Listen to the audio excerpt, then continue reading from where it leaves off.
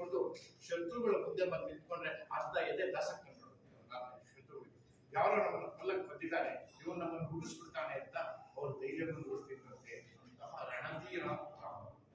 ಅದಕ್ಕೆ ರಣಧೀರ ಅಂತ ಹೇಳಿದ್ರು. ನೋಬಡಿ ಕೂಡ ವಿನಿಮಿನ್ ವಾರ್. ಅವನು ಒಂದು ಕಡೆ ನಾವು ಓದಿದ್ದೀವಿ 13 ಬಾಣಗಳನ್ನ ಒಟ್ಟಿಗೆ ಹೊಡಿತಿದ್ನಂತೆ ರಾಮ.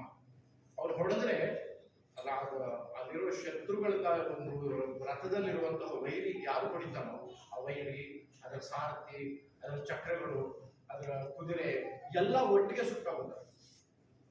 ಯೂಸ್ ಟು ಆನ್ಹಿಲೇಟ್ ಅಂತಾರೆ ಇಂಗ್ಲಿಷ್ ನಲ್ಲಿ, ಆನ್ಹಿಲೇಟ್ ದಿ ಎನಿಮೀಸ್. ಅದಕ್ಕೆ ಅವನ ರಣಧೀರ, ರಣಕರ್ಕಶ ಅಂತೆಲ್ಲ ಹೆಸರುಗಳಿದ್ದಾರೆ. ಇನ್ನು ರಾಮನ ಹೆಸರಿನ ವಿಷಯ ಹೇಳಿದ್ರೆ ಮುಂದೆ ಏನು ಹೇಳಬೇಕು ಅಂದ್ರೆ ಆಜಾನ್ ಬಾಬು ಅರವಿಂದ ನೇತ್ರಂ ವಿಷಯ ಹೇಳಿದೆ. ರಾಮಾಯಣದಿಂದ ನಾವೇನಾದ್ರೂ ಪಾಠ